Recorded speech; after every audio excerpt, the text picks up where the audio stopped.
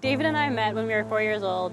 We lived in the same area, condominiums, and I was playing in the park, and him and his sister came up, and I was like, oh, who are these people? I want to play with them. He had a fro, and he just wanted to play and play and play. And my first impression of him, he's a skinny kid. He was very skinny, but he always had a smile, giant smile on his face. I'd always see him kind of in the crossover between classes, and I would be like, I think I want to meet this guy. He has an afro, and I kind of want to be his friend. I was just walking across the field, and I hear this little, hi, Michelle. I'm like, who's talking to me? And I look over, it's this small little, like, scrawny kid. He's like, hey, I know you're friends with Sarah, and I think you're the new kid. I'm David, Sarah's twin. And that's kind of where it started from then. He was always kind of the scrawny little awkward kid. David was a connector. He was really good at just taking lots of different groups of friends and just bringing us all together. I remember in junior high, David would, every couple of weeks he'd be like, hey, Lance, let's go see a movie. I thought maybe me, him, maybe Sarah, a couple friends, and I'd show up and there'd be like 20 people there. And I didn't know half these people, but David somehow knew all of them. In high school, David was pretty much just that guy who knew everyone. And I think that's what I always remember, is wherever he went, he always had a ton of people around him. And I think we were all lucky to be David's friends, because that meant you were connected with like 500 other people and you were automatically one of the cool people. When I found out about David's health problems, I think it was shocking for all of us, because he was always just so full of life. Sometimes it wasn't even like he was sick. You'd forget sometimes that he was even dealing with this kind of, especially when he had the Berlin heart. It was like you forgot that there is this thing sticking out of his chest, right? And it's like, oh, wait a minute. He made it seem like, it wasn't that big of a deal. He would actually take the time to ask you how you were doing, and if you had something come up, he's like, no, let's talk about it. And I remember going to visit him for his graduation in the ICU, and I totally was not expecting to see what I saw. David probably weighed 80 pounds at the time. He was really frail, but he still managed to have a smile on his face. He was dealt a really terrible hand of cards, and he was able to bluff his way through life, just making the best out of it for not just himself, but everyone around him. When I first met David, I was a professional basketball player for the Edmonton Chill at the time. I was looking at this guy, he was a little short dude, and he just kept smiling the whole time. So I'm like, man, this dude must really, really love life. From that day, we just had a great friendship, just grow from a fan to a professional athlete to just two brothers who just loved life and loved everything that we could do with it.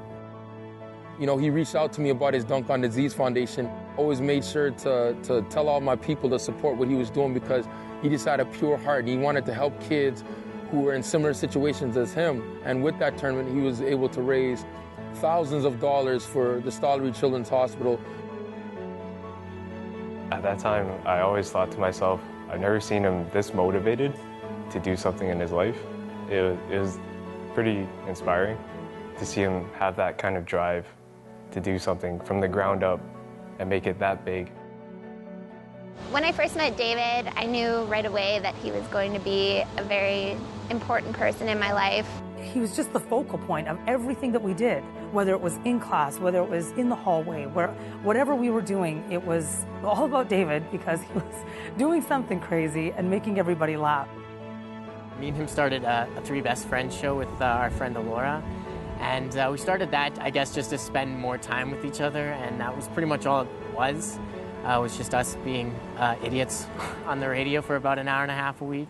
He and Michael and I were terrible when we worked together, because all we ever did was laugh and joke, and no one ever wanted to work with us, ever. I remember he brought the most energy to the show out of anybody, even though it seemed like he got almost no sleep. He was a great student, because in television, all we really are looking for so many times is just somebody to stand out. We want that personality, and he had so much of it. Staff at CTV loved him.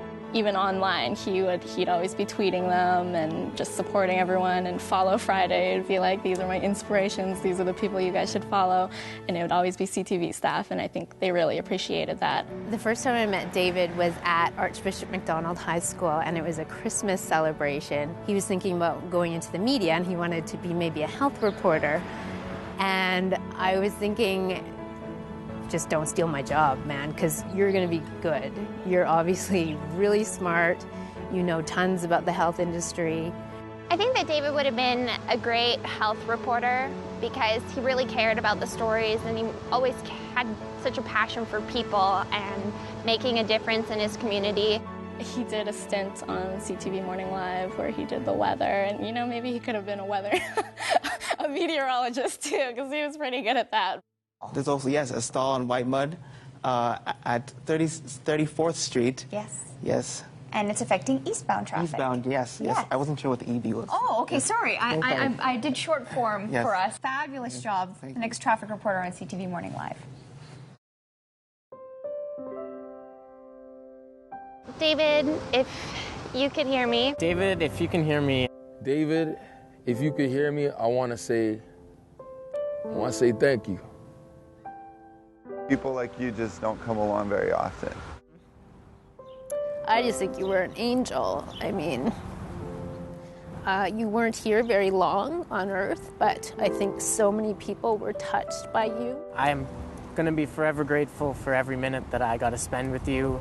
I love you so much, and you did so many great things for me and my life, and I will carry our memory on for as long as I can, and I will tell everyone about you and how you changed my life.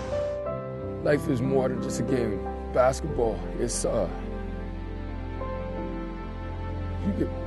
can help others. You can do more. You can do more than just for yourself. You can do it for many people. You were my model for how to be a good person and live life in the best possible way. I love you and I miss you, and although I know you're not here, this is just the start of your legacy. The short amount of time that we knew each other, I know that I'm blessed, and I know that even now, you're looking down. I know that you're always with me through everything, so I just want to say thank you, and Original 3 forever.